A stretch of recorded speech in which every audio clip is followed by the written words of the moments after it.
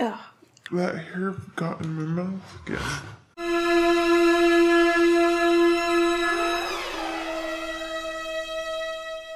Welcome back to That Thing with James Asher.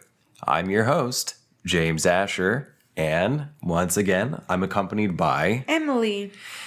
And this is a podcast about whatever the hell I feel like it should be about any given day. Is this thing recording? No. Is this motherfucker recording? Yeah, it's recording. Oh man, that was scary. Okay, good. It's recording. Let's see. Where was I? Oh yeah. This is a podcast about all sorts of different shit. It's kind of well, I wouldn't describe it as Seinfeld necessarily. Although I am a big fan of Seinfeld, it's just kind of about whatever the fuck I feel like it should be about any given episode.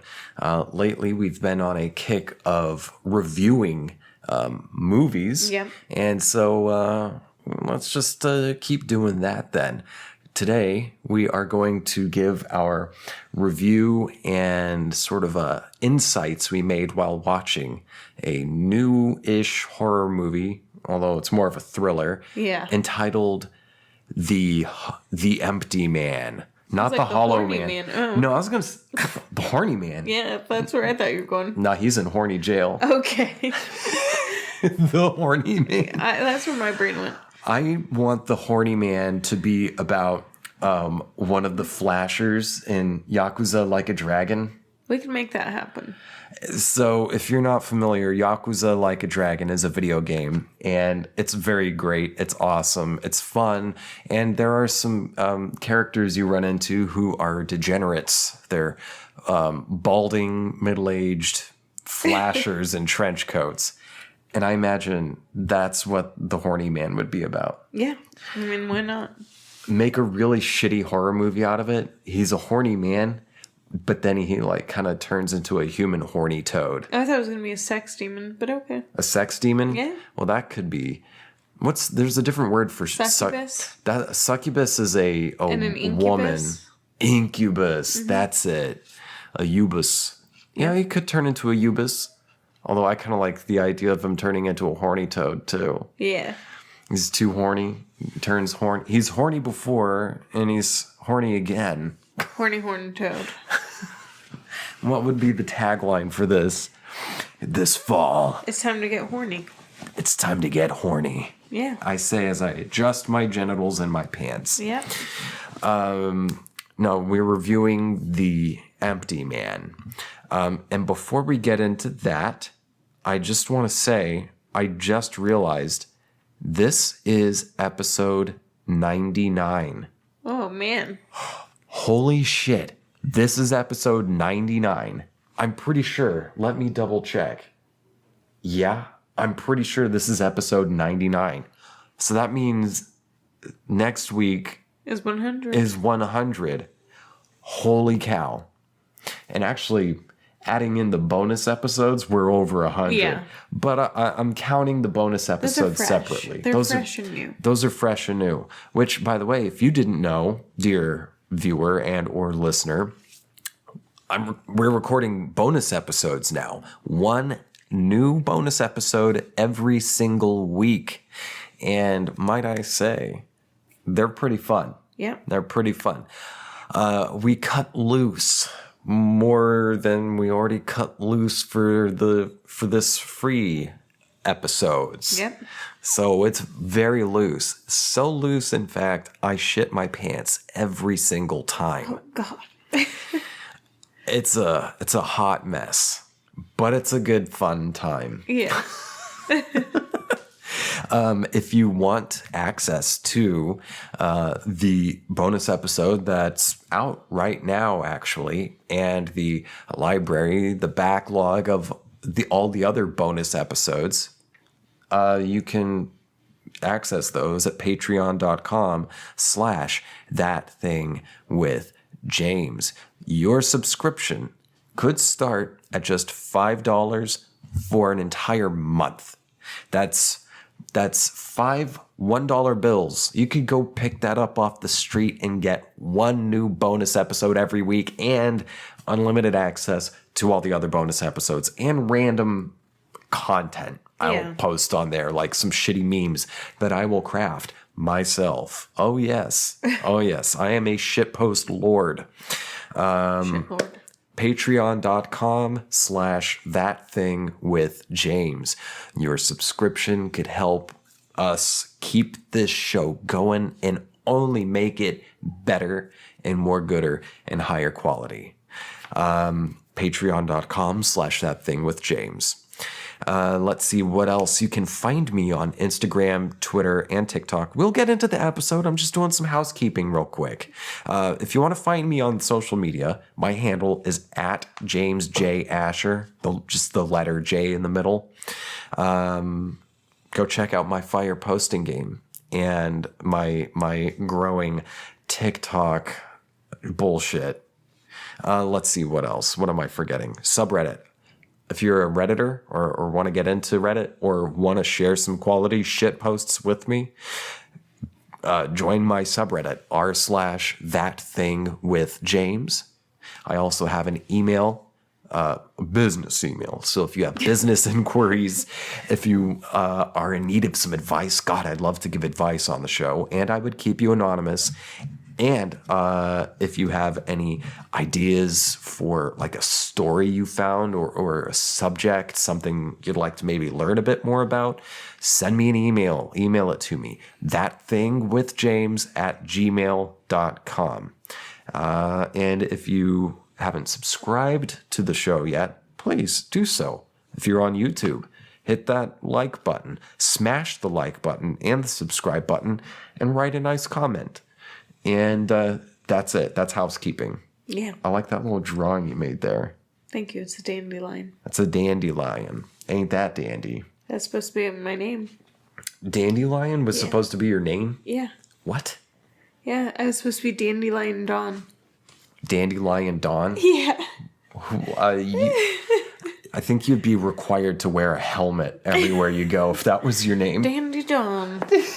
Double D? Oh, yeah. Well, you are double D, but your name's not Dandelion. No, but it was almost. Actually, I think you might be more than... I'm gonna knock you up. If you're you're looking for a side hustle, breast milk. Raw breast milk cheese, breast milk ice cream. Ooh, I bet that would be good. Home churned breast milk ice cream. The breast in town. Oh, no. Did you ever hear about that place in New York that was selling breast milk? No, but I heard about the lady that made bread with her vagina juice and her yeast. What? This woman used her vaginal yeast to make bread? Yeah.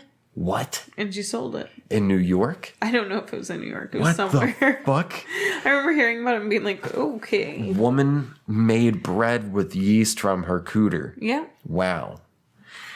Yeah, that's more intense than what I was talking about. It was like in the early 10s, Yeah. 2010s in Manhattan. This man and woman opened up their own restaurant. The woman just kept lactating. Yeah. You know? If you milk yourself, and yeah. Yeah, well, she was milking herself a lot because she was selling, like they were making ice cream and other products with her breast milk. And there would be lines around the block It's supposed to be nonstop. really good for you. It is supposed to be pretty good for you. And how fucking weird is it humans drink cow milk? Yeah. Like, we're just latching onto some cow nipples. We're apparently really hungry for milk. Yeah. After we were told that we weren't allowed to. How old were you when you stopped breastfeeding? When I stopped breastfeeding? Dude, I don't know. About the 13. right age. Fuck. 13. That's why I've never gotten a cavity. Oh, probably. That probably is it. Everything's been explained now, world. Yeah. I'm super healthy because I was still breastfeeding. What would you do if you found out that that was a secret ingredient in some of your... Breast milk? Yeah. Like your mom's. If I Because found... she's a really good cook, so I don't know. If I found out the secret ingredient was her breast milk? Yeah. One, I'd be impressed that she is still lactating. And I would also be concerned that she's still lactating. I mean, the woman, she looks very young for her age, and very healthy, but she's well past the the milking age. I think she's past the milking moratorium. Oh, we might have to get rid of that. Your mom's gonna cut me. I don't think she watches the show much, so I'm happy about that. Yeah, well, she's gonna watch this one. I mean, she's been on this show too. If people watch this show, they're gonna know who you're talking about. They're like, they're man, know to reference it. that woman is still fertile. You never know. I don't know about you, but I'm feeling very submissive and breedable today. Oh, geez. That's something I've been seeing online. Very submissible and breedable. Breeding. Oh. Yeah, breed about it. Oh. In a book. Should we just jump into the movie? Yeah, probably. Okay, so you wanted to... So yesterday we're out driving around town, and then you said you had a movie you wanted to watch, The Empty Man, and you told me about it, and I didn't really know. And then we're not feeling it. I wasn't really sold on it, and then I watched the preview for it. Yeah. We watched this on HBO Max, much like the last movies we watched, Space Jams 1 and 2. The story of the death of labor in the United States, Space Jam, TM. Yeah. Not transcendental meditation. Anyway, I wasn't too sold on this movie, The Empty Man. And then we watched the preview, and I still wasn't sold on it. And then I just said, fuck it. And then I kind of got into it. Yeah, you were more into it than I was. Yeah, I mean, well, simply because the writer and director, whose name I wrote down. Did you look him up? David Pryor. No, I didn't look him up. To see his prior films? No, I should look him up real quick. Yep. Okay. Because you said that you felt like he was probably in the same sort of stuff that you were. He clearly is in the same kind of stuff I was into. It's just, I didn't look him up. Today's been so crazy. Yeah. David Pryor. Yo. Okay. I was about to say, if he's related to Richard Pryor, he doesn't look like it. Well, no, and the name is spelt differently. The Fincher Analyst. What is this? David Pryor is an American writer and director who made his directorial debut with The Empty Man, an epic in the world of horror, one of the most criminally overlooked horror movies of 2020, and one of the most ambitious horror movies in recent years. He's 52, was born in 1969 in Cambridge, Massachusetts. All right, so he's a masshole. Yep. That makes so much sense. Okay. And he's 52. Okay. He looks pretty good in that picture. Yeah, in that for 52. Yeah, he looks more like he's 42 in that picture. Yeah. It's probably an older picture. Probably. And whoever wrote this thing, like a criminally overlooked horror movie, someone likes him a lot. This is at thefincheranalyst.com. Oh, is this a horror movie website? It looks like it. Or maybe it's all thing David Fincher. I don't know. That was... Well, that's Mank. Yeah. So let's see. Let me wiki this guy. See if there's anything. Okay, this says he's dead. What? In 2015? I don't think that's the same guy. No. Dead. Oh yeah, dead in 2015. Yeah, that's definitely not the same guy. Unless he only did that.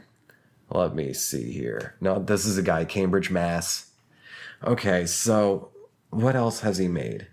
He made AM 12,000 or 1,200, not 12,000. He did The Offing. He did the Summer of the Shark. Those are the things he's known for. He's produced a lot of stuff.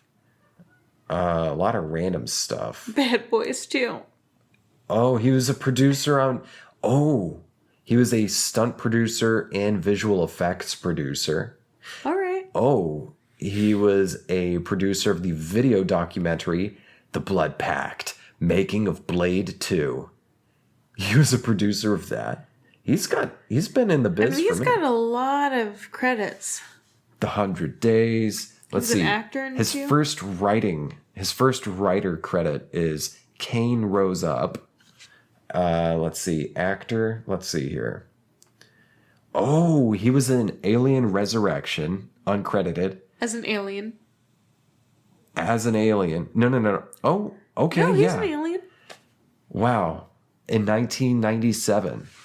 Wow, he was an alien. That's pretty cool. Okay, so anyway, this guy, yeah, I feel like in the movie he really touched on some stuff that I'm into. Yeah. And that's why I say this guy seems like someone I could probably get along with, because he seems like someone who's, I don't know, curious about the same kind of stuff I'm into. He's definitely into it. So the movie, we wanted to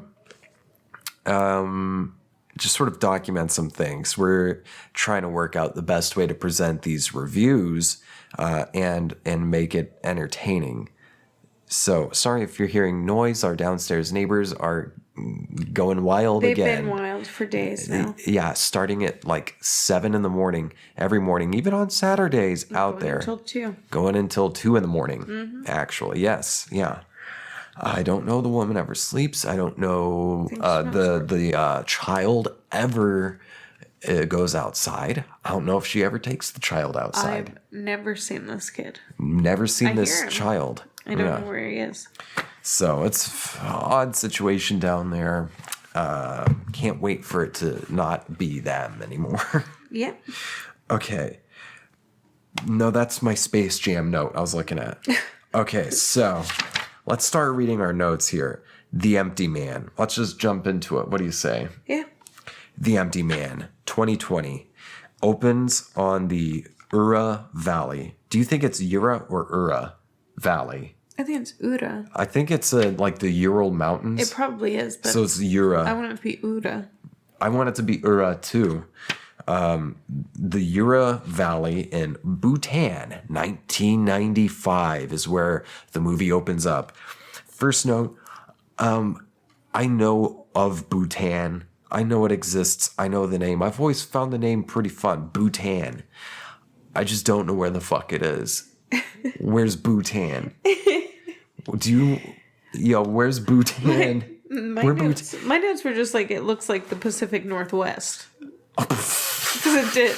Because it's there's 4 people out hiking in this mountain valley in Bhutan, which also I feel personal shame for not just knowing where Bhutan is, but at the same time I'm pissed at the American education system because I should just know where Bhutan is. Yeah. You definitely should. I feel like it's more important that kids learn where shit is in the world, more important than, say, memorizing the names of all 77 counties in Oklahoma, which I had to do in junior high. So crazy. I had to do that in junior high. All 77. And you know what I got? What? 100%. Because I made up a song in my head of all 77 counties. But you make fun of me for nostrils eat southern worms. What is that? North, east, southwest. You can't. Well, that's because it's the simple, and it's only 4 fucking directions. Nostrils eat southern North, worms. south, east, west. North is whatever you're facing or up. That's north. South is always behind you. West is your left arm. East is your right arm. And if you're a paraplegic, you just fucked. No direction. No, you've only got up, forward, or back. Or down. South is also down. Bad. But yes. And then my next note is 1 minute in, James realizes this movie is 2 hours. Yeah, at some point, because What minute? Because at one point, I just wanted to get an idea of timing for the evening. And yeah, it was 2 hours and 15 minutes or something. And I was very surprised. I was thinking maybe it would be like a 90-minute, tight 90. It was not. But it wasn't. Well, notes. We open on Bhutan, and it's a beautiful mountain valley.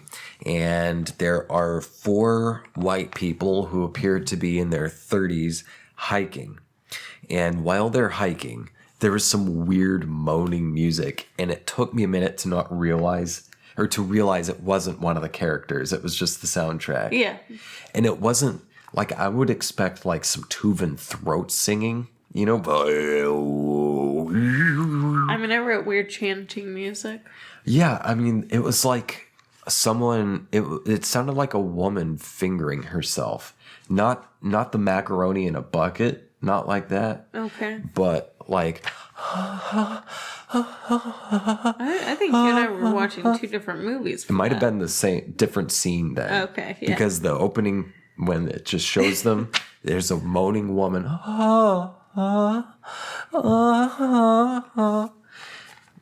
James is the horny goat. That's the plot twist. I am the horny man.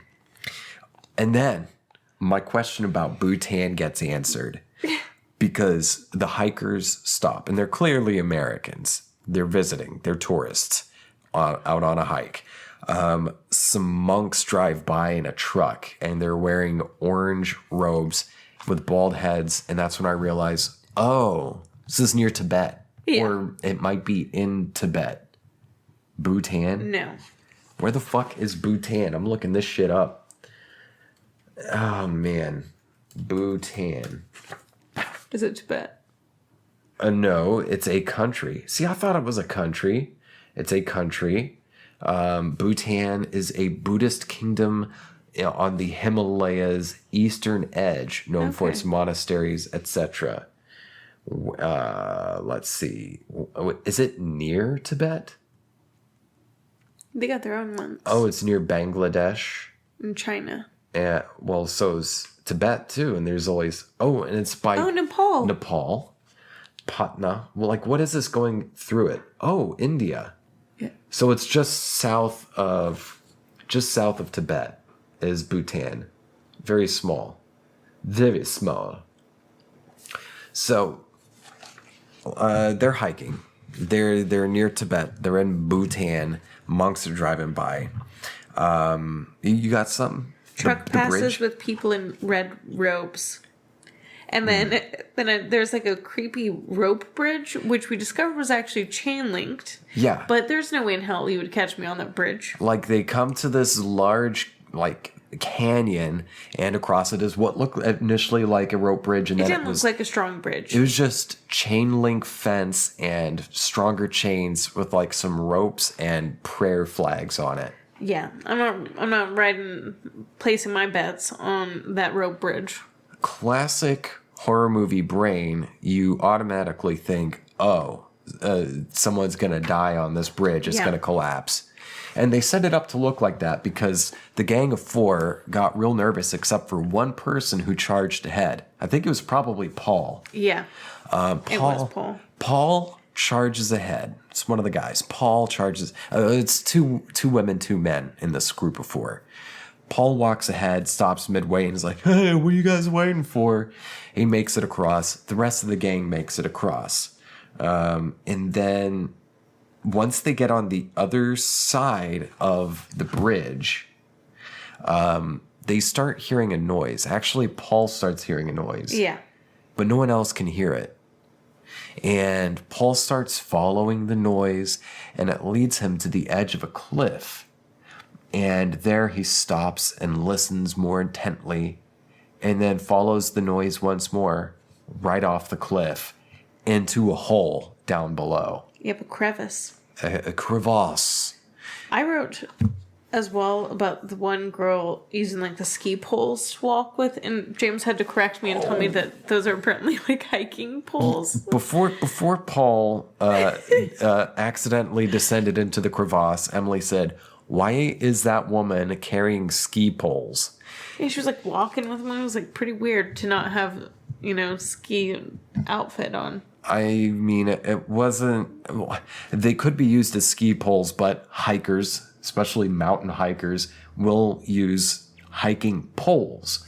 And they're specifically made. They have different points at the bottom part to help you get a grip and stabilize while you're going up rocks, especially if they're not solid.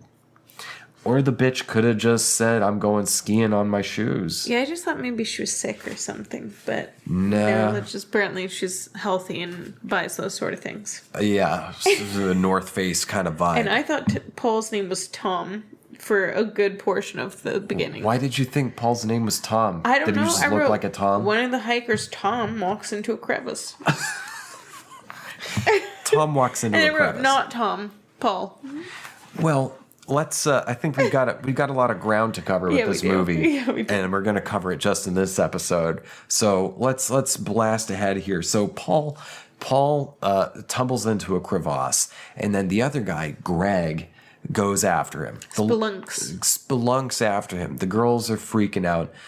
Greg spelunks into this little open cave, and it's kind of a small cave, but down there you would expect to find Paul, with the femur Dead. sticking out, Yeah, that's my thought. dead or dying and in a lot of pain. But no, actually, he was untouched. He was just sitting there with his legs crossed in front of this skeleton that had 7 fingers Yes. on each hand. Yes.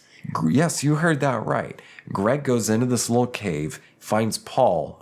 Paul's got his back to Greg, and he's sitting in prayer, cross-legged prayer position, a full lotus position, you might say. And yeah, he's sitting in front of this thing that I described as looking like a Draugr from, if you've played Skyrim, you know what I'm talking about.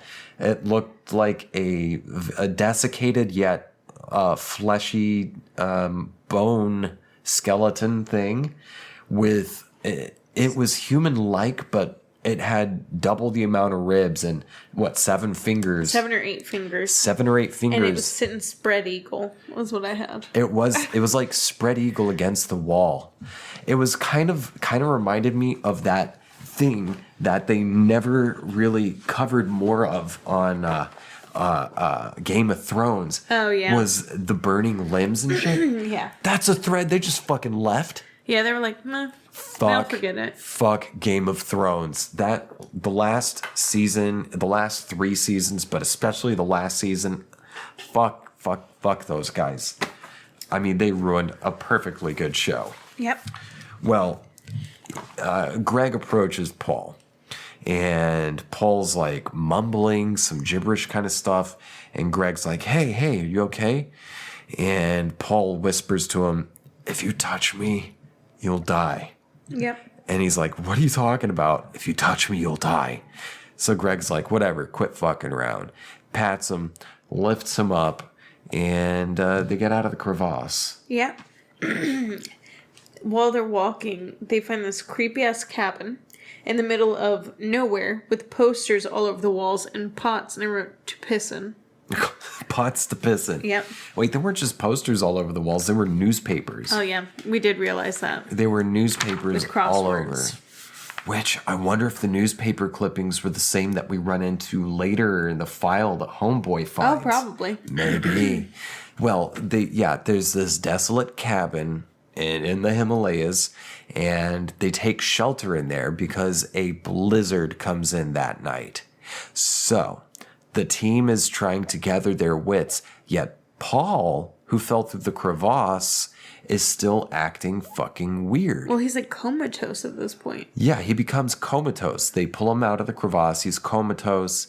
And one of the 2 women is very upset about Paul being out of it. Yeah. Because I think she was probably fucking Paul. Yeah, they were definitely a relationship or something, or just FWBs. I think might have been FWBs at some point. Yeah.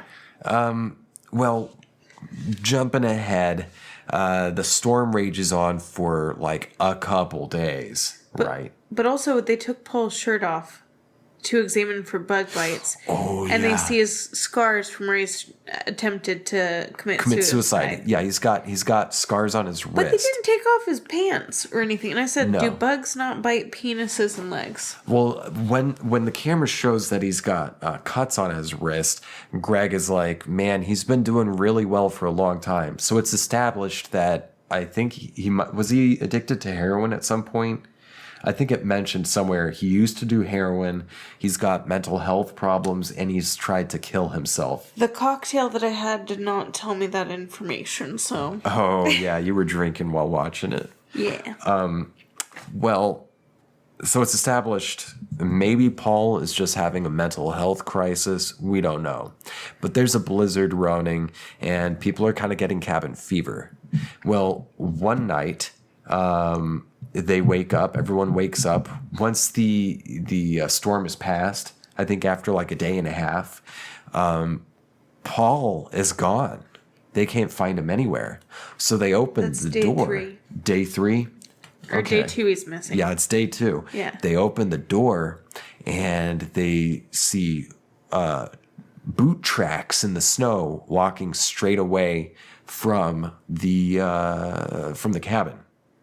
So the You gang... missed out on the scary scarecrow thing that showed up first. What? Yeah, because the couple that were fine... Who? Oh, the man and the woman. Or was it Paul? Their names don't matter. Yeah, whatever. Names don't matter. The man and the woman, they left the place to go, God knows what, probably look for help or something. Yes. So they leave. Oh, yeah, and that's Ruthie's not... alone with him. Oh. And she's like, she's talking to him, he's not responding. And she looks out the window and sees what looks like a scarecrow mummy thing walking towards the cabin. And at first she thinks it's her friend. So she walks outside and then it starts running after her. Is Paul still there at this point? Yeah. Okay, so yeah, the other two, Greg and his girlfriend, run off. Yeah, and she hears something, opens the door, and it's that. I said it looked kind of like death almost. Oh, well, maybe. Did I? I said, Let's is see. it a mummy? Oh, you thought it was a mummy? Yeah, I was like, looks like scarecrow demon, but Ruthie is a dumb bitch. Is it Yeah. a mummy? Well, she runs. I just have written dark figure walks in blizzard. Ruth calls for help, and then the dark figure runs toward her. She runs back into the cabin, locks herself inside. Yep. That night, Ruth, who is the woman who's kind of freaking out and worried about comatose Paul, dreams of Paul, no longer comatose, whispering in her ear, but it's not English. It's kind of nonsense gibberish, but he's whispering in her ear. And then she wakes up, sits up, and sees that he's gone. Yep. And that's when we see That's the when they footsteps. find footsteps. Day 3,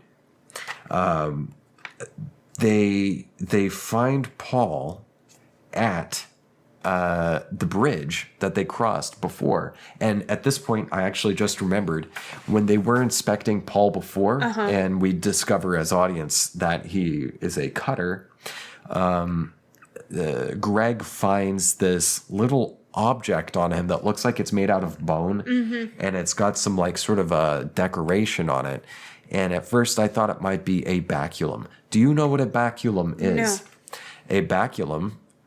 Most notably, I know about it, is a walrus baculum is a bone. It's a penis bone. So walruses, penises, They actually have a bone bones? in it. Yes, it's called the baculum. And it's spelled like Bacchus. Yeah, which makes sense. So I guess Bacchus probably relates to penis. Maybe. Bacchus, he's like He's a party wine, boy. fertility, and Yeah. revelry, and the theater. It's fun.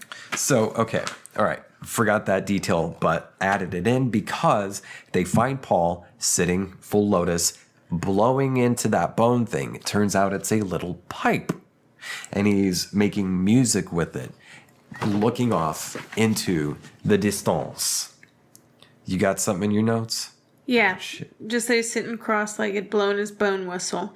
And then Greg starts talking shit about Paul, and he's like, you've always been selfish, blah, blah, blah. Oh, yeah. It's been 20 years like this, where he's been this piece of shit. So Paul has mental health issues, addiction issues, is a cutter. He's, attempted suicide quite a few times. Yeah.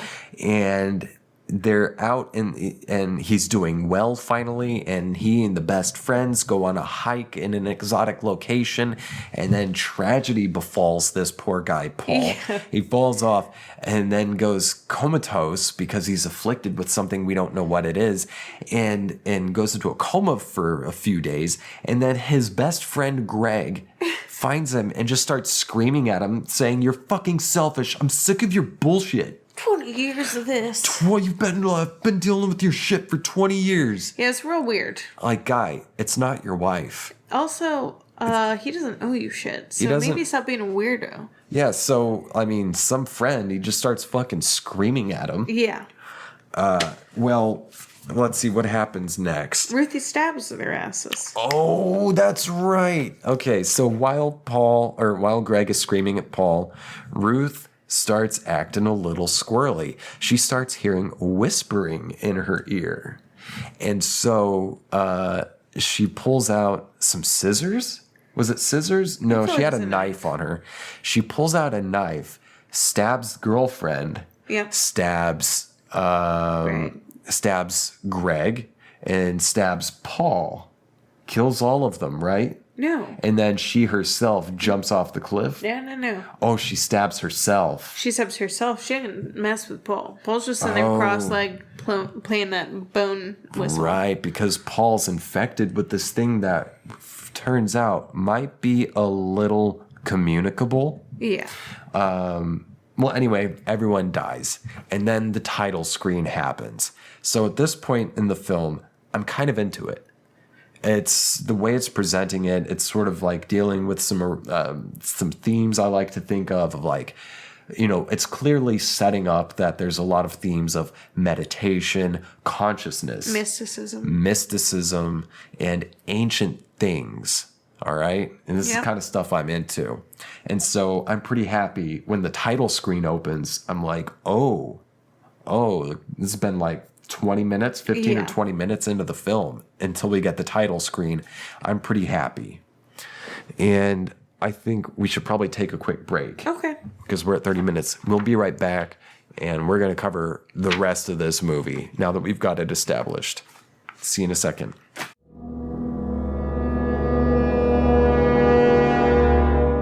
And we're back.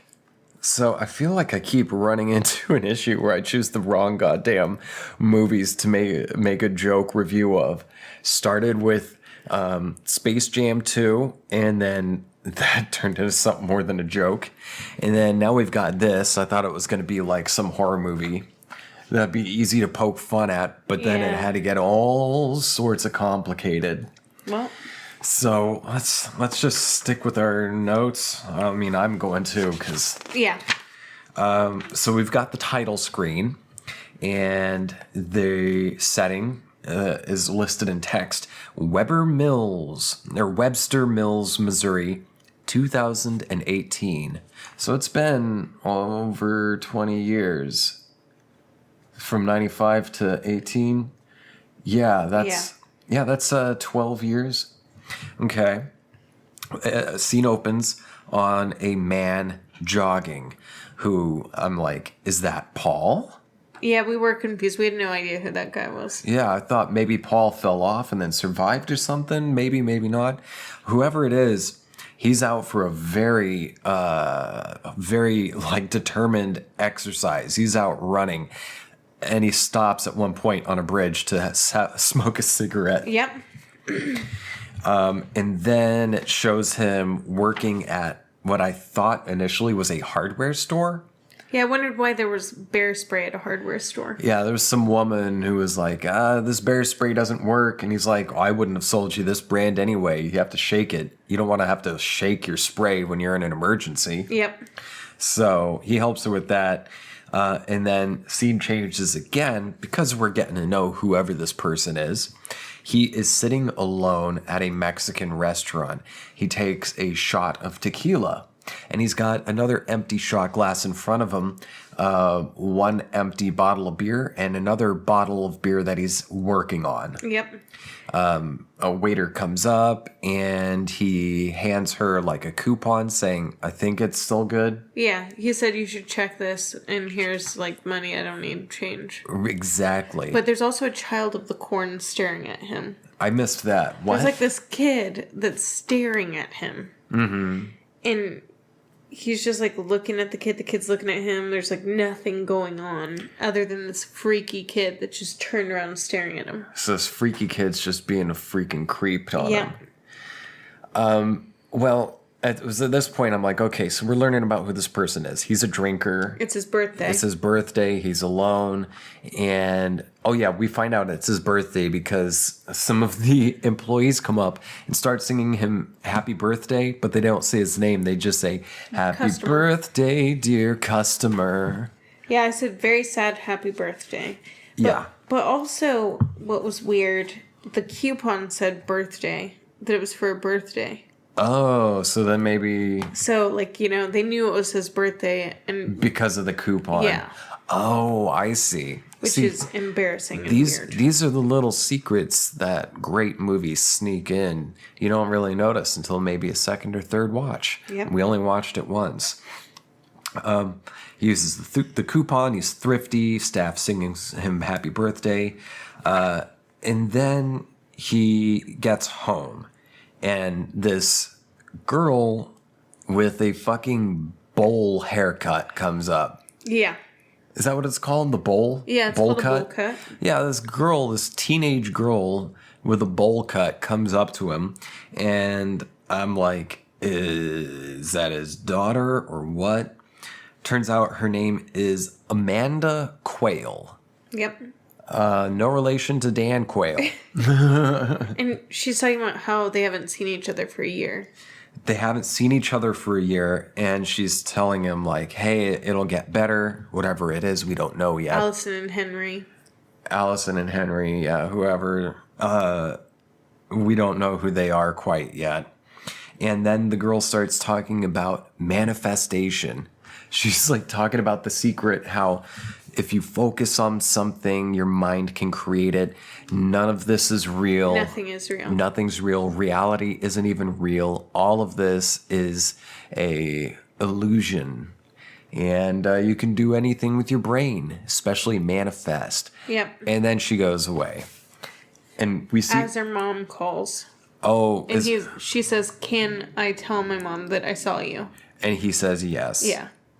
Weird. I wonder what that means. Can I tell my mom I saw you? Yeah, it sounded... I was concerned that this was either like he was sleeping with the teenager before and like it was found out, or that he was actually her dad. See, that's what I thought initially, was that he was her dad and her mom, like they're divorced or something. Yeah.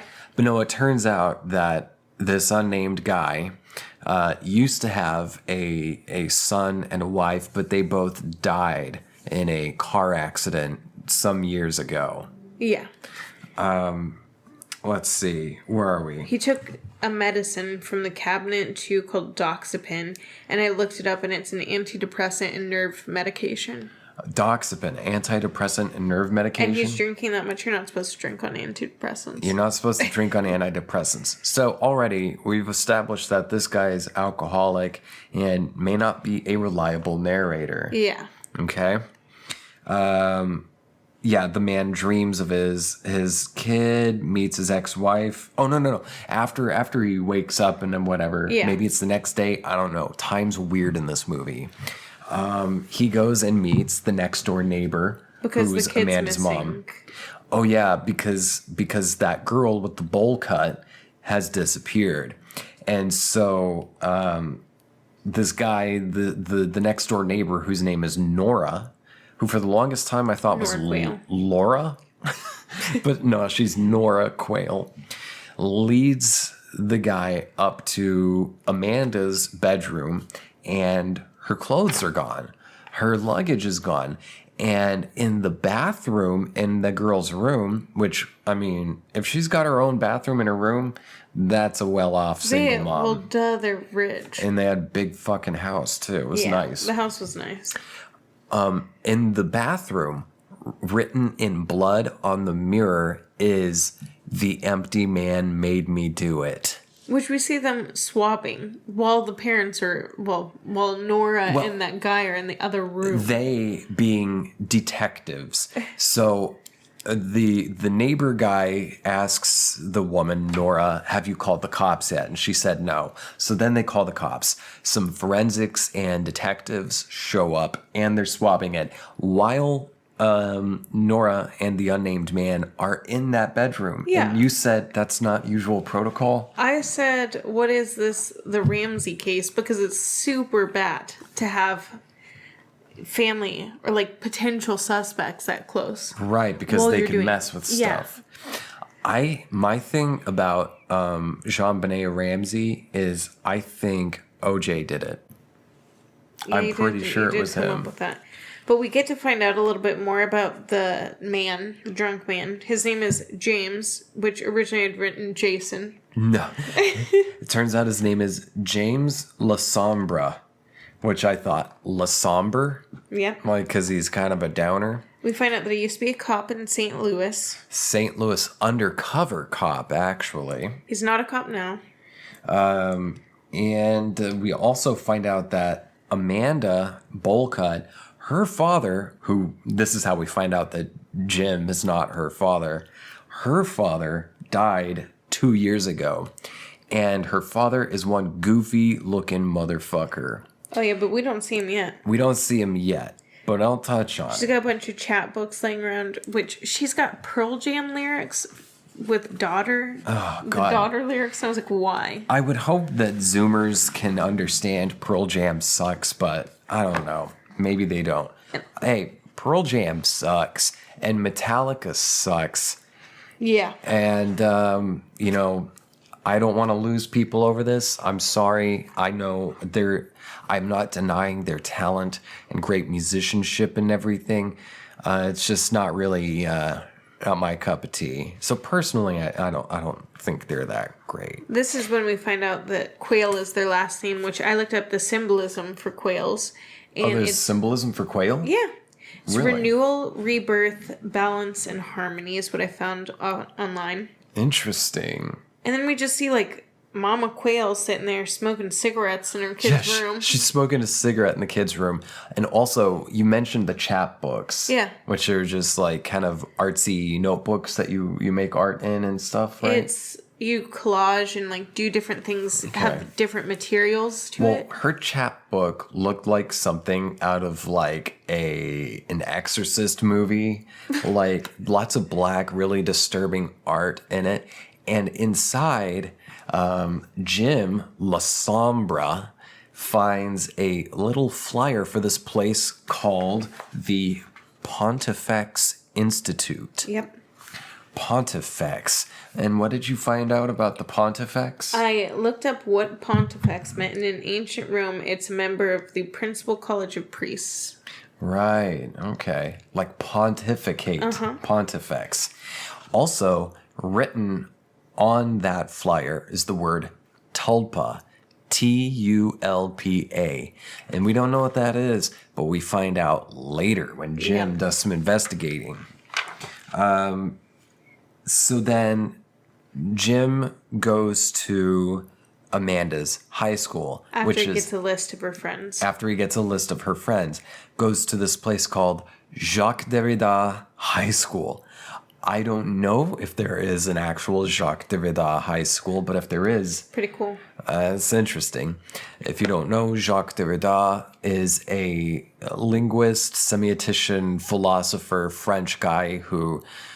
he's sort of like the quote-unquote father of deconstruction method. and he was a playboy and very full of himself. Lots of nonsense. And I think maybe it's fucking impossible to understand him. If anyone tells you they understand Derrida, what the fuck he was talking about, they're lying. All I can take away from Derrida is that he was just trolling academia, saying basically, I'm just going to make a bunch of noise that doesn't really say anything because so many people, like Jordan Peterson wasn't around at Derrida's time, but I'm saying Jordan Peterson, a bunch of noise, but doesn't really say anything, except for the few times he does say something, it's pretty ugly. Yeah. Well, at the high school, he meets up with this mixed girl who's Devara. Turns out it's Amanda's friend. She's standing outside of his truck, or his Jeep. He's got a window down and he's smoking a cigarette. And Devara is like, hey, can I bum a cigarette? After he's like, hey, are you Devara? Yeah. Oh, yeah. He calls for her. She says, yeah, can I have a cigarette? And he says, smoking's bad for you, you know. And then gives her a cigarette. Yeah. And she sits in the car with him while she smokes. She gets in the car with this strange man and smokes a cigarette with him. Which, what does that say about Devara? She's just willing to get into a Jeep with some random middle-aged white guy for a cigarette? As a former teenager, you make some decisions sometimes that aren't always the smartest. That sounds dangerous to me. So, let's see. Oh, Devara... Jim starts asking questions to try to figure out where Amanda is and what happened, because she hasn't been deemed dead or anything yet. Right now it's just missing. She's missing. Cops think she probably ran away. Devara says that Amanda had been acting very strange and was even screaming in the classroom. Yep. And she also said that some cops had already come to the school to ask questions, but it didn't really amount to much because they're cops. Yeah. They don't really want to solve the case. They're just kind of going through the motions. And then Devara talks about a game that Amanda and Devara and all their friends play, where they go to this like abandoned bridge. Where all the dark kids seem to, go smoke cigarettes and drink and act like teenagers. Yeah, it's where the bad kids go to be bad. This abandoned bridge, which, can a bridge be abandoned or just not used? I mean, that bridge looks fine. Okay, Yeah, it looks fine. like it should have been functioning. It wasn't dilapidated, but no one used it except for the bad kids to do bad shit. Go there at night. And if you blow into an empty bottle and make it whistle, first. You have to find a bottle there, blow into it like woo, woo, and then whoever he is, the empty man, will whisper to you. He'll start talking to you, and then he'll come for you. Yeah, she said that on day 1 you hear him, day 2 you see him, day 3 he finds you. Which is exactly what happened 23 years prior in Bhutan. Yep. Interesting. Well, it also turns out that Amanda had some suicidal ideations because there's a flashback. She had previous attempts. Right. Previous attempts that she joked about and tried to say she was joking, but we all know she was being... Yeah. Candid. This is Devara telling Jim the story, but it goes and shows the scene of all these kids, and they get a bottle, and Amanda's like, ooh, I'm going to blow onto it. And Devara's like, no, don't do it. Because she's the fucking... Devara's got logic. No. Devara's smart. No, she's the weenie of the bunch. She's the Emily of the bunch. There was six or seven kids all together. There were seven. 7 kids all together. And 7's a recurring number in this movie because it's very esoteric and kind of falls apart near the end. But we're getting there. Yeah, and they ask her when she last saw Amanda, and she said that she saw her talking to one of the other fucking kids at the mall, and that it looked pretty intense, and she was just whispering in his ear. But then when Devara looks up, there are 6 kids, teenagers, sitting cross-legged looking at her. Right. Out in front of the school, right? 6 kids. So, The kids all blow into these bottles they found on the bridge, and then they just kind of walk away. But something's unsettling with the way the direction is going. Yep. And then, let's see here. Jim searches for Amanda's friends, but it turns out they're all gone. Like They're all missing. he goes knocking on doors into workplaces, but everyone's missing. Where are they? This is my note during this. Was being a scene kid cool again in 2018? Judging by decor, yes. I think emo's kind of popular Well, again. scene's different than emo. Well, I don't know. Scene kids, whatever. They're emos. Yeah, all right. There's emos and goths. I just hate when people call goths emos. Goth is not emo. Emos are posers. And scene kids are posers. Goths are the real deal. All right? No cap.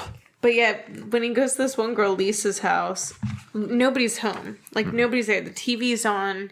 Things are a little weird. Like, the energy in it is weird. And he goes outside, and this golden retriever's had its throat slit. And there's, like, bowls full of blood out there. Yeah.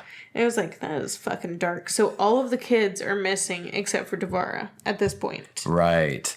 And then we see Devara, actually. Oh, there's more. Oh, wait, there. Oh, that's right. Jim goes to the bridge. Yep. And is walking around, and he finds one of the bottles and gives it a short little blow, doesn't he? Yep, and then he throws it off the bridge. Throws it off the bridge, and then he sees like an open manhole sort of thing on the bridge, and there's a little ladder that gives way to a catwalk just under the footpath.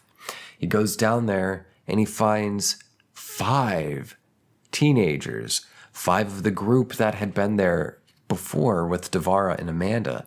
5 teenagers, dead, pale, blue, and hanging from a noose, relatively, each of them. And at this point I stated, I am not a hero for many reasons, and my lack of bravery is probably number 1. What, are you talking about yourself personally? Yeah. What does that have to do with these kids hanging them? Because he went down there into this manhole. If I see a manhole open, I'm not just going to go explore. And that's why you can't be a hero? Yeah. Because you're a weenie? Yeah. Oh, I don't know. There's something bad down there. Yeah, if I sense something, I'm not going with it. So, guy calls the cops. Jim calls the cops. But before he does, he looks up and on a metal beam above where the kids are hanging, written in black, it says, "The empty man made me do it." Yep. So far, it sounds kind of campy talking about it out loud, but it was actually pretty well done. Yeah. It doesn't fall apart until later. Yeah. So then, scene change. We have Devara alone at a spa, and she strips down naked. We see her bare bottom and her boobies, purple nipples, and she goes into a sauna naked and is chilling for a minute, and then a dark figure appears, and it looks like the dark figure from so many years ago in Bhutan. And the dark figure raises its fist, and in it is holding sharp steel scissors, which it uses to start stabbing Devara multiple times in her face. In her eyes. And eyes. And then the camera backs up for a second, and it's Devara stabbing herself in the face. And there's no dark figure around. She had the scissors in her own hand. What the fuck is going on? Then we see the ex-cop's nose bleeding. Right, Jim has been getting bad nosebleeds ever since he blew into that bottle on the bridge. And he goes to the police station and talks to the detectives because he's answering questions about, finding the corpses. And come to find out, 3 weeks prior in another town, there were a series of other deaths, all unexplainable. Was it 3 deaths? I feel like it was. Maybe it was 3. I don't know. But there were some deaths in another town, unexplainable, all of them. But at each one, Written somewhere was the message, "The empty man made me do it." Mm-hmm. Who's the empty man? And why is he making people do bad things? You got something? Yeah, but this is like, what a tulpa is. Oh, yeah, we find that out later. Yeah. So, Jim's nose is bleeding after talking to detectives. He goes home and starts Googling. See, we're about to get to it. He goes home and starts Googling, what is this Pontifex Institute? And he can't really find much until he refines his search and finds out it's online, it says it's a doomsday cult. And he starts reading more about it. And this cult deals with stuff like the tulpa, Tibetan Buddhism, phantoms, so on and so forth. What is a tulpa? A phantom mind-made body. So it's a being or object created through spiritual or mental powers. It is a manifestation of concentrated thought, essentially. Thought manifesting into material, physical form of some type, in some way, manifesting. He also goes on and finds, mind-made body, etc. And also, this tulpa thing was associated with a real occultist named Joseph Leng, who came up with the manifestation equation, which is thought plus concentration plus time equals flesh. And it was around this point that I started figuring out, whoever wrote this is into some similar kind of stuff as me, because I love reading about this kind of stuff.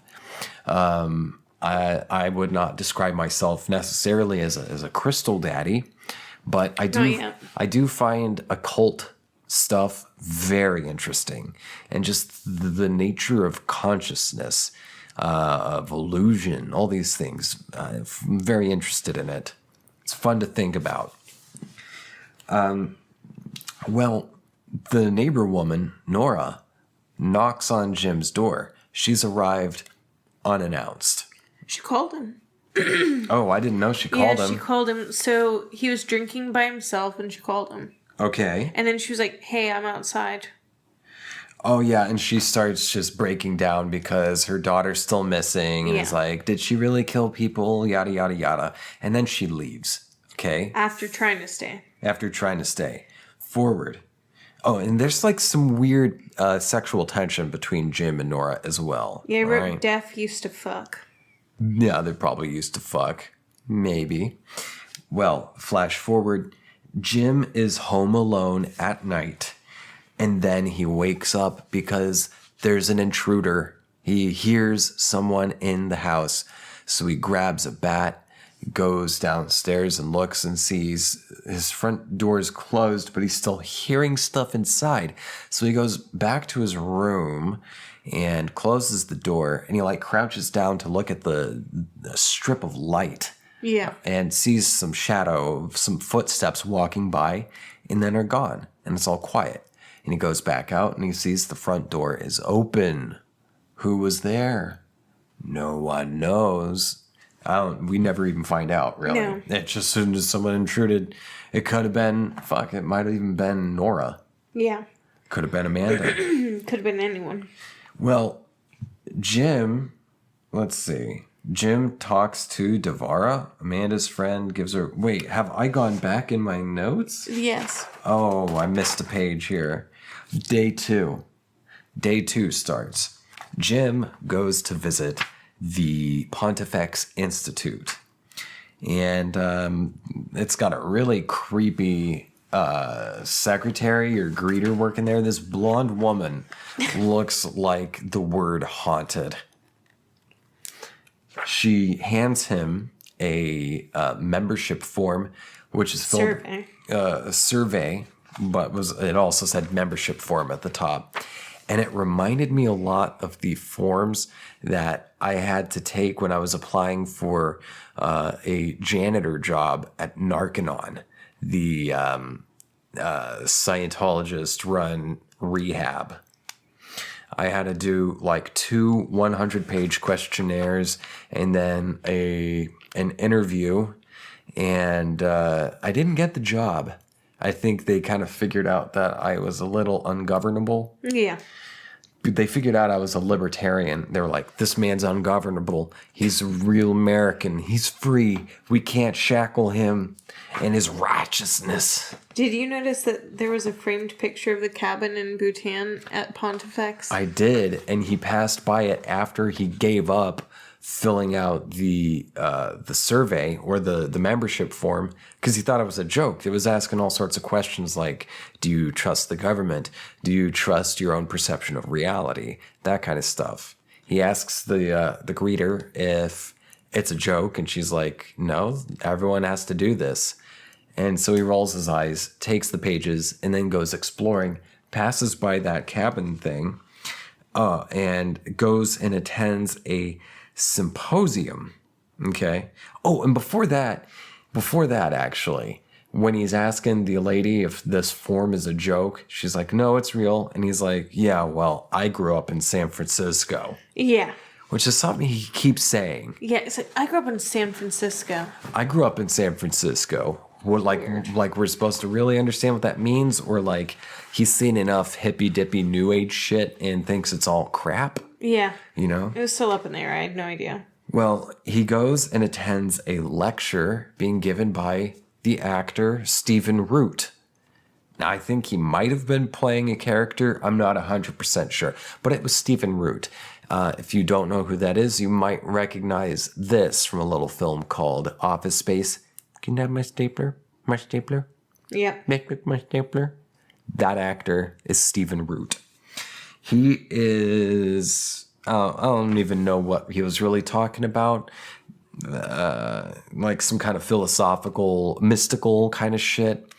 And Say then that there's no such thing as loss and that you are complete as yourself. wait, there's no such thing as what? Loss. Wait, speak up. Loss? LOSS? Yes. No such thing as loss. And this is a direct quote, said, you are complete in yourself. You are complete in yourself. Sounds like some Buddhist kind And of then stuff. he says something about the empty man. At the end, he's like, and that's why we know the empty man.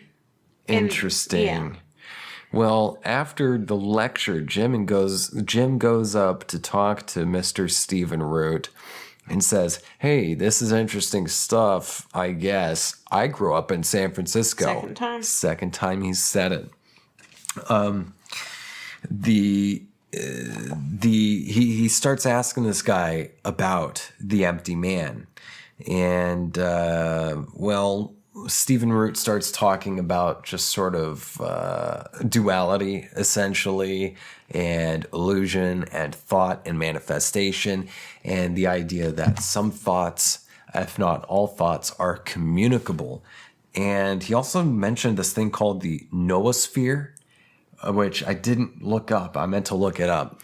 But he said that's where thoughts come from. He's like... The sum of all conscious thoughts. The sum of all conscious thoughts. He's like, how do you know your thoughts are your own? And how do you know they're contained simply within your own psyche? You know? Yeah. That sort of stuff. And he also talked about Nietzsche and all this other smart stuff. And I seem to be like finding a rash of quote unquote horror movies written by people who are very smart. Or woke. Yeah. Or woke, but I'm talking for the ones I keep picking out, they always happen to be very smart. And there were 7 creepy Although people. this writer seemed way more intelligent than the one from that other movie I watched where, you know, what, Psycho Dank or whatever, where he fucking does the drug that takes him back in time. Yeah. But while this is all going on, like while the speech was happening, I noticed that there were 7 people sat behind. There were 7 people sitting behind Jim and Steven, staring at him. And when he goes to talk to Steven, there are 7 people standing around him. What's with all the 7s? 7 chakras or something, man? I don't know. I grew up in San Francisco. Well, anyway, Jim's like, cool, thank you for all this. I grew up in San Francisco. I'll see you around. And Stephen Root says, well, we're glad to have you back. And Jim's like, this is my first time here. And Stephen looks at him and is like, well, I guess you must be something special about you then. Yeah. And then Jim leaves. He's a little confused, but he starts wandering around and then finds his way into this like creepy basement area and sees 7 people sitting on steel fold-out chairs in a semicircle facing a dry erase board with all sorts of, equations written on it and shit. One of the 7 appears to be a lecturer, and they're all chanting the same thing. Chanting. Jim is up on a catwalk kind of thing up above them, off to the side, and he's being quiet because the chanting stops at some point, and the teacher's like, I sense someone here with us. Hello? Show yourself. Are you the empty man? And Jim's hiding back like, whoa, what the fuck is going on? And then the lights come on, and 2 of the workers at the Institute bust Jim and say, all right, you're out. Yep. They escort him out into an alleyway outside the building, and there he runs into some guy he saw out in the lobby and in the lecture, who he says, oh, you got this Neil Cassidy thing going on. And the kid's like, I have no fucking clue what you're talking about or who you're talking about. Yeah. Do you know who Neil Cassidy is? No. He's, he was Are we all Dean. Cat? No, he was Dean whatever in On the Road. Okay. Is the guy Jack Kerouac was in love with. Okay. Yeah. So, this kid's talking like a cool cat, man. He's smoking cigarettes. He's wearing like a denim jacket with the collar popped up and everything. Because earlier James had gone up to ask him if he'd ever seen Amanda there, and he said no. Oh, yeah. So then he was like, are you sure? And he was like, yeah, she's been here. She's at this camp just down the way. Like, she's just at this camp because she's getting PR'd, like, pre-released. Oh, and that's where he finds out about this camp out in this place called Mark Twain National Park. Yep. He goes out there, and let's see, where am I?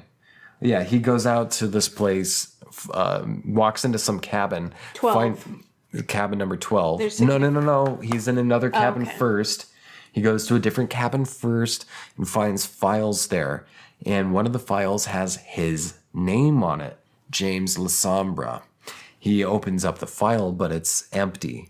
So he grabs just a whole bunch of folders and starts walking. And then finds cabin 12. Yep. He goes into this place. There's, empty bunk beds. He's like, all right, weird. What the fuck is going on? An icky-looking teddy bear. Oh, yeah, an icky-looking teddy bear. It's, like, all fucked up.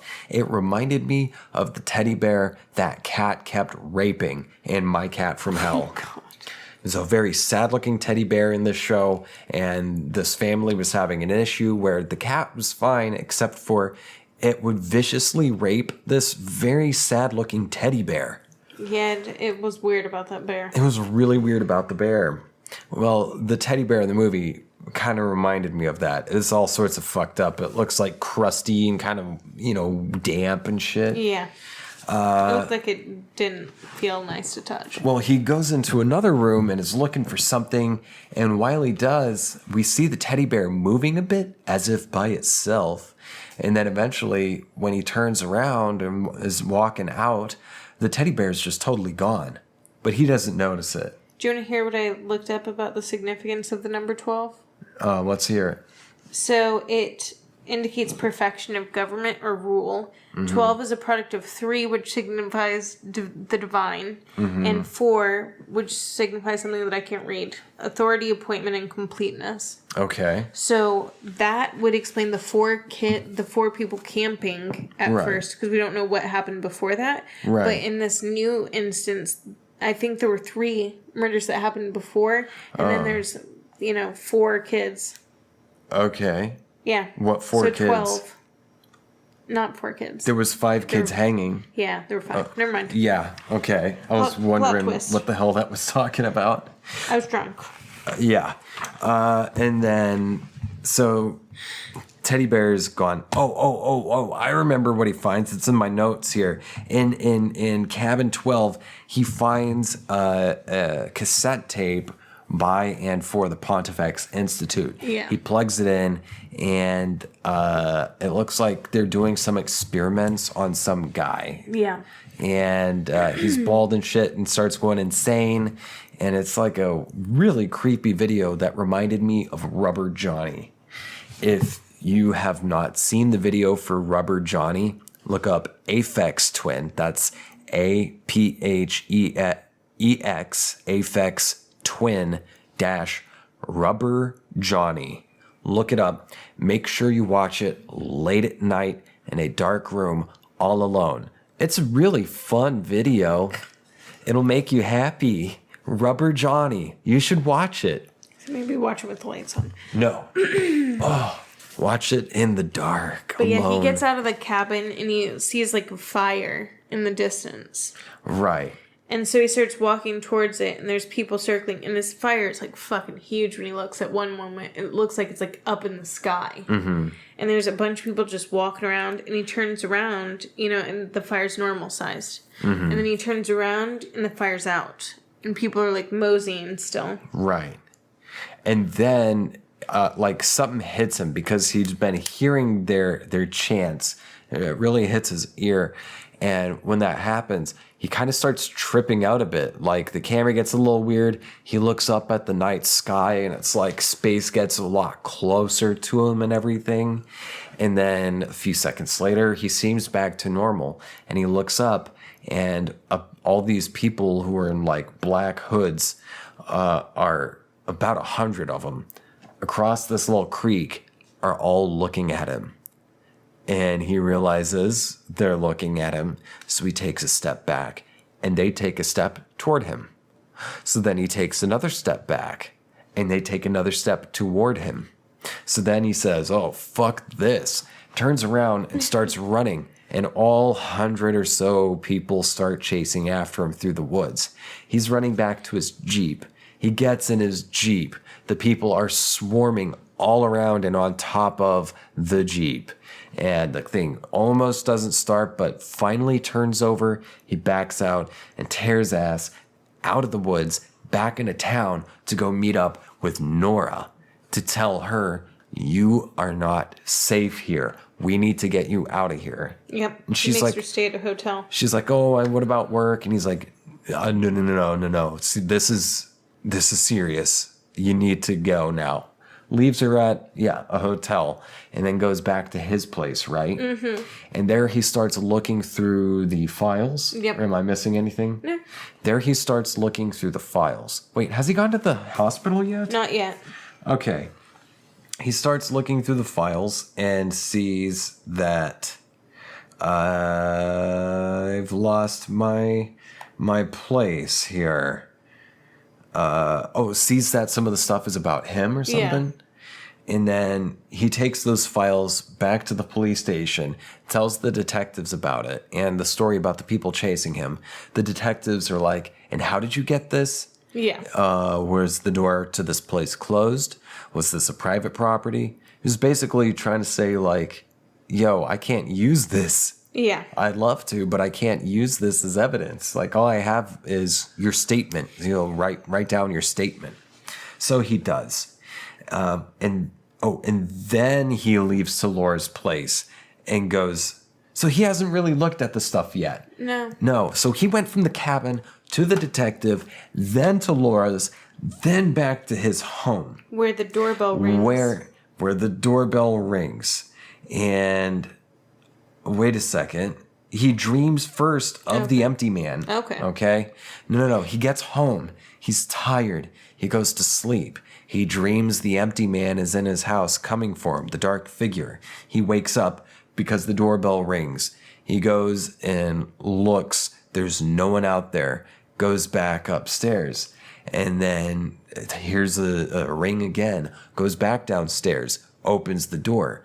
The nasty teddy bear is sitting right there in front of him. Yep. Right outside the door. So then, I don't know how he got here. I think I missed this point. I think it was probably peeing. This was after. But he gets to the hospital. He gets to the hospital and sees 7 people from the Pontifex Institute kneeling around this bed of this guy who's like comatose in the bed, a hospital bed. Yeah. Jim runs into the Neil Cassidy guy and asks him what's going on. Neil Cassidy's being squirrely with him, and Jim's like, well, wait, I remember. He kidnaps Neil Cassidy. And That's nobody right. sees him kidnap him. Nobody sees him kidnap him. He kidnaps Neil Cassidy, gets him in his car, drives him out to some abandoned place, is kind of like pushing him around, saying like, what the fuck is going on? Who's the empty man? Where's Amanda? How did all these kids die? What do you guys have to do with it? And then Neil Cassidy's being like, oh, well, you don't even know what's going on. You don't even know what's really real. Yeah. You don't know who you are. And, and Jim puts a gun to Neil's head and is like, I grew up in San Francisco. It's like, all right, man. Straight up, that again. Yeah. And he gives him a bloody nose, gives Neil a bloody nose, and then goes back to the hospital. Yeah. Leaves the guy behind. Because Neil Cassidy is like, oh, you're infected with it. You're starting to feel it, aren't you? Do you hear him yet? You don't even know what's going on with you. Ha ha ha ha. Mm-hmm. And that pisses Jim off. He tears back to the hospital, and the 7 people are gone, but there's still that body comatose in that hospital bed. And so Jim talks to the nurse there and is asking her about the people who were in that room, about the man in there. Turns out the man's John Doe. It turns out the nurse is acting really creepy. Yeah. She answers all of his questions to the best of her knowledge. Yes, yes. And she didn't let on, but she was part of the Pontifex Institute. She says, "Oh, there's somebody in there with him right now. If There's you want to go look." somebody in there. He goes into the room, and who should be sitting on the bed but Amanda? Yeah. Amanda is sitting on the bed, trimming the comatose guy's beard. And at this point, I was thinking, man, I bet that motherfucker is going to be Jim. Jim goes and finds himself comatose on a bed. Yep. And this is all some coma dream. But no, it turned out to be the guy from that Rubber Johnny video earlier. And Amanda... this is where I kind of stopped taking notes because it got really fucking weird, honestly. Yeah. I'm not even sure. Amanda starts telling Jim that he is the empty man. Yeah. And That he's they like, made him what? that way. Yeah, the Institute made him together. They manifested him. He is their tulpa. And we're still not entirely sure what the cult's motive is. Yeah. We're not sure. I remember Neil Cassidy was like, these guys don't have 5-year plans. They have a 500-year plan. Yeah. You don't know how much power they I was have. like, 20 years isn't a 500-year plan, but okay. No. Yeah, I'm not sure what the fuck they were getting at, but supposedly they made Jim into a tulpa, or created Jim. And it's also, we're not sure if that's what really happened, because throughout this whole movie, Jim's pill and alcohol usage has been steadily increasing at a rapid rate. It. What, the pills? Mm-hmm. Well, he kept drinking though. Yeah, he did. He was he was like totally plastered when he got to the hospital to talk to the nurse. Yeah. And then, yeah. So that's when things just really start to fall apart in the movie, and that's what I earned it to see. Turns out he was a tulpa, maybe not. And he kind of like flashes through all these weird flashbacks. Has the weirdest sex scene with his neighbor Nora. Weird sex scene without sex, just eating lace. Yeah, he's like, like she has lace over her face and he's like licking her face. Yeah. And then he also turns her over fully clothed.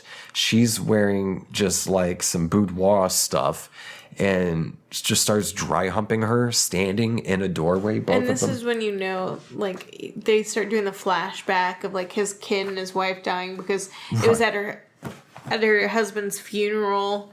And he decided to stay behind. He was like, "Oh, I'll meet you guys back home." And then they died in a car wreck. Oh, they died while he was fucking Nora? Yeah. Oh, now that's something I missed. I didn't catch that. And I would have caught it if the ending was done better and more clear. And I get that it's supposed to be ambiguous, but I mean, they really jammed that whole thing into the very end. They should have really teased out the unambiguity or disambiguity throughout the movie, but they didn't. So we don't really know what happens at the end, frankly, and you won't either if you watch The Empty Man. So all in all, we are going to rate this film. What do you rate it? I'd give it a C-. A C-? I'd give it a C- too. Yeah. I would have given it a good solid B, but the end just really fell apart. And it's not my fault. It's Pryor's fault. Yep. Pryor, thank you for the movie. I was so into it. Pryor, if you ever see this, I doubt you ever will. I was really into it. What the fuck happened at the end? And I get that I'm not supposed to totally get what happens at the end, but it didn't get pulled off quite as well as it needed to. Yeah. Does that make sense? Yeah. So, that's been our very confusing review. I don't know about you. I was confused throughout this whole process. I mean, I understand, like, I think I get what the moral of the story is. Ish. Do you think there's even a moral to this movie? If there were some kind of message to take away? Yeah. What, don't cheat on your wife, otherwise they're going to die and you're going to become a tulpa yet also be a real thing? Like, no. What I get from it is that as a human being, there are choices to be made and that your thoughts have more power than what we give them. Like, everything is what you think it is. You know, you can say your name a million times and it loses its meaning, right? Right. But something else can have so much meaning to you. And if that's what you believe, and that's, like, your belief is that you can manifest something, then you can, because you believe in it. So, words don't mean as much as intention. Yeah. Okay. At least that's what I got from it. I also got part of the thing with The Empty Man that I figured out, or that I kind of thought of, was like, these bad things happen because earlier they talked about, or I surmised actually, that a community could create a tulpa in which to pour their guilt and all their negative feelings into this entity to, purify themselves. But also, that doesn't get rid of the energy. No. And I think ultimately that's what happened with that weird Draugr thing, which he does eventually run into again at the Institute when he's jumping back and forth through time and then sees himself again. And I'm just a little...